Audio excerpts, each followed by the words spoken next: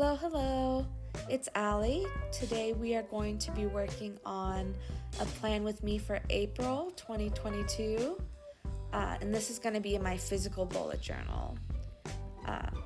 Although you guys don't know, since I haven't been on here for that long, I tried some new things with my bullet journal. As you can see, I'm using Procreate to make the art for my cover, and the theme is basically, as I mentioned in my other video, I have themes for my bullet journal, and sometimes they're just colors, sometimes they're specific things like birds or flowers. For April, I decided I wanted to do a blue theme, and so this kind of blue and purplish blue type situation. And so I'm using Procreate to make the cover, and then you'll see later, like I did in my online journal, I did both a calendar and a list version of the calendar as a way to help organize my thoughts. And then also I made a mood tracker, which I never do because I'm terrible at keeping up with them. But I thought I would give it a try and see how it went and if I could keep up with it. So I'll let you guys know at the end of the month how I did in keeping up with it. So I learned how to use Procreate from Tila at Every Tuesday. She's an amazing artist who teaches tutorials on how to use physical art and online art. And so I used her Gouache Botanicals tutorials, and it taught me so many different styles. There's flat style, there's the regular, there's chunky stroke, long stroke. All of it is just really, really beautiful. And so she's super helpful, and I'm going to continue using her tutorials to teach me how to make art. So kind of like, as you can see, we kind of passed it already, but the initial colors that I used in the beginning was color blocking, and that just kind of fills in the empty spaces when you're drawing, and it's very helpful because it just kind of fills everything out. And then, as you can see, I use lots of layers. Layers are so important when you're making Procreate art, and it's an aspect of it that I really enjoy because it helps me. You know, if I make a mistake, I'm able to go back and fix it on that layer, and I don't have to erase the whole picture or go back a bunch of times. So layers are super helpful, and I do recommend that you use layers. Another thing you may have noticed is I'm using a photo instead of just coming up with it on my own. And I have tried it both ways, and using the photo is quicker, and that's kind of what I was trying to do. You know, so as opposed to taking 4 to 6 hours to make a bouquet, it took me 2 hours to make the bouquet. And so, you know, when you're a full-time college student and you have a part-time job, you don't have as much time to do things. So I try to use, you know, until summer comes, I tend to use the quicker ways.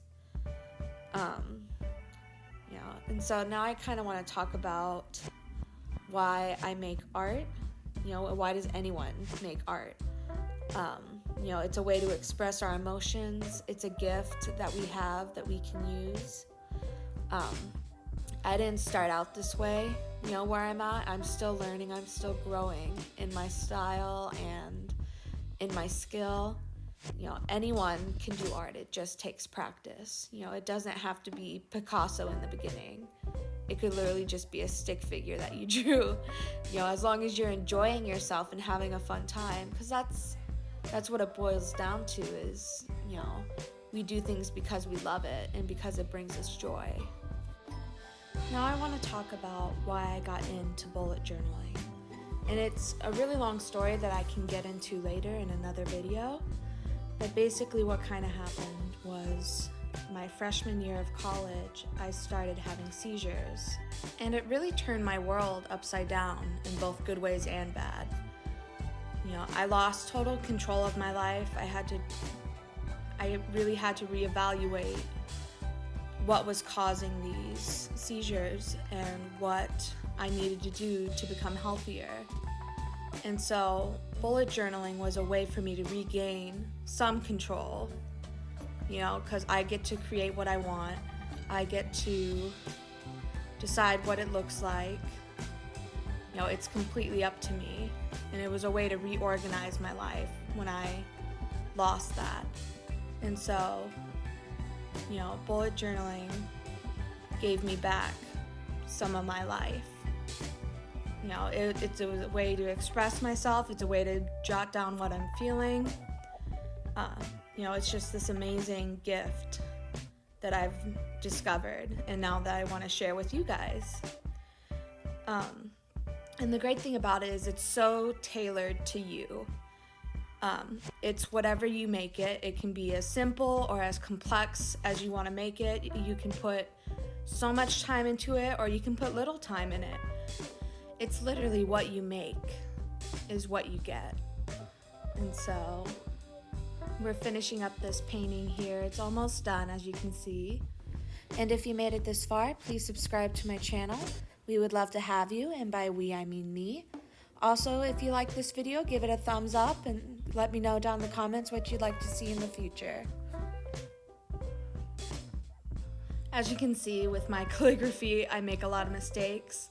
That's why I like to do it multiple times. And also, when I printed this, it didn't come out exactly like it did on the iPad. And so that's something new that I'm gonna have to learn how to do. But yeah, I'm just pasting it in here. And you can kind of see what I'm planning on doing with my, as I mentioned in the beginning of the video, I have my important dates in the more list type fashion instead of doing the base calendar only. And so I'm almost creating a bit of a Dutch door effect with my my sheet, my paper. And I don't know about you guys, but when I write out on pencil what I want to do in pen, it never lines up right. It's always slightly off, or I put them too close together, or I do the pen part too big. And so drives me nuts. But yeah, I think if I were to do it again, I would make the Dutch door a little bit bigger, because the dates are kind of close together, and I didn't leave a lot of room for the important dates title. And you'll also see when I cut it that the calendar is kind of short on one side because of it. And so I would definitely redo that, and I would add a couple extra dots in between to give it more of a fleshed out look. But I am really happy with how it turned out. And then when I did put in the important stuff for this month, it was fine, it wasn't too bad. And so I'm just cutting it. If you guys want to know what, oh, there's my cat Nala. We have a lot of cats and dogs, so you'll probably see them in my videos. So yeah, I'm drawing the calendar out. As you can see, I am not using a ruler, which would probably be super helpful for me to use. And I'll probably do that again. I'm like a broken record in the next video. But you learn as you go. That's kind of the great thing about bullet journaling, is when I started 4 years ago, it looks so different than now, how I do it. And so if you're just starting out as a bullet journaler, don't get discouraged if it doesn't look how you initially want it to. It's a skill. It's something that we practice each month, and then each time we decide to do it. Yeah. Oh gosh, oh no, the camera. Yeah. So erasing kind of shook the desk, which shook my tripod. So I had to actually cut some of the footage that I filmed because the camera shook again when I started erasing, and you couldn't actually see what I was doing on the left side. All you could see was my arm moving. And so you'll see that you'll see the finished product, but you won't see how it was made. And so that kind of stunk. Yeah, as you can tell, I'm very good at editing and filming, like right off the bat. As you can see, I'm using stickers. I like to do a bit of both when I bullet journal. One, because I like using my own works and I like the process of it, but I also like supporting others in their art and their talent. And then sometimes, like I said, I'm a busy college student, and so it's really easy if I need to make a spread really quick, like for a weekly spread, I can just throw on some stickers, draw a couple lines, and then I'm done. And then all I need to do is take my pencil and write in what I have to do for that week. So it's really helpful to have stickers, and this is why I say anyone can bullet journal. You know, you don't have to be the best artist in the world to do it. You can literally just, you know, have at it with some really pretty stickers. This is when I realized that my camera was kind of messing up, and I was fixing it. And this is my favorite part. I love adding papers and textures to my bullet journal. Yeah. This was also a new experience for me because I wasn't used to doing it for an audience. So I was like trying to get it in the camera view so you could see what I was doing. And I was semi-successful. So you guys will have to let me know what you think about my editing skills. But yeah, I love this part. I think that's why sometimes I do it quickly so I can get to the decorating stage of bullet journaling. Cause I don't know, it's scrapbooky, it's like an art form. It's just so much fun, you know. In one of my videos, I mentioned that I'm a maximalist. And you'll see as I make more videos that they are definitely filled to the max with imagery. Yeah, I don't know. I've tried being minimal in my style, and it just doesn't feel right to me. You know, and there's nothing wrong with that, and there's nothing wrong with wanting minimalism in your style.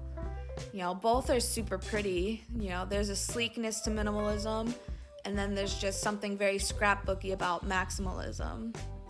So I really enjoy throwing all that I can on a page. I love stationery. I think I have so many. I especially love the Happy Planner stickers. I have so many of their packets, and they're just so nice, you know? Like this one is butterflies and florals. I have a lot of floral themed stickers. Yeah, you'll find out about me very quickly that I very much like flowers. I'm not very knowledgeable in them, but I like them. Yeah, I think I love the Happy Planner because they have such a diverse range of stickers. You know, they have some that are quotes, they have some that are like these, just strips of really pretty stickers that you can add to give just a little bit of extra flair to your stuff. This is another flower pack I have. I loved the colors. That's why I go in with a plan. I'm like, yeah, it's gonna be blue, it's gonna be all blue. And then I find this kind of purplish blue color and I'm like, yeah, we're gonna do that instead.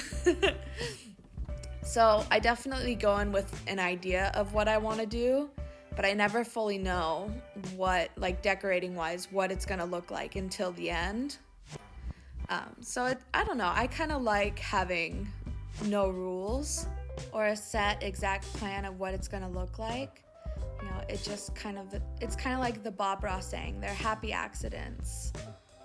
Oh, and there I go erasing again, not even thinking about the camera angle. See how it gets like so much worse and you can like barely see what's happening? And then this is the mood tracker and this quote, "Hello April, be a month of rebirth, renewal, and regrowth." Regrowth and renewal. Almost had it. My hand was in the way. But yeah, the mood tracker is raindrops and clouds. And like I said, I'm not very good at keeping up with this, but I will definitely try and show you the end product when I make my next video for May. And okay, I said decorating was my favorite part, but I think my uber favorite part is the embellishments that you put at the end. You know, you get the basis of what you want, and then you just add what makes you happy. And for me, gold makes me happy. I love the color gold. And so I tend to add it to everything. But yeah, there's a couple things I love about bullet journals. I love the art spreads, the quote spreads, and the gold. Also, if you haven't quit this video at this point, congrats. Thank you for staying this long. Yeah, I know sometimes the bullet journal videos get super long, you know, because we're doing a lot. And so, yeah, I enjoy the process, but I know it can get a little tedious sometimes with how long they get. But yeah, I love adding the gold, I love adding the white, I love adding the flowers. Yeah, and I really liked this quote, you know, because I feel like we're always in a process of rebirth and growing. You know, we're always changing as we get older, and so dedicating a month to it, you know, and just self-reflection and introspection, you know, is just so good for the heart. It's good for you. You know, sometimes we get so caught up in life that we don't take the time to look at ourselves and see if what we're doing is something that we truly love or if it's becoming a chore, you know, because we should always do what we love. And I know sometimes there are things we have to do because you know, they have to get done. But things like art, music, those should never become a chore or a job. They can be a job, but you should still love to do it. So I'm just adding some last embellishments to my spread here. Almost done. I just had to add one more sticker. You know, it was looking a little bare, so I had to add one more sticker to my already full spread. If you guys want to see me do some of my weekly spreads, let me know in the comments down below. Or if there's any other videos that you're curious to see that you haven't seen. More of the online, more of the physical. You know, I'm doing this for you guys. I'm also doing it because I wanted to share what I love to do. Yes, I love the lines. It's so simple. All you have to do to make a page look better is add some lines outlining your stickers, add some stars, add some sparkle. And so I'm just doing a final show of what I did. I hope you guys enjoyed this video. If you want to see more, just let me know what you'd like to see.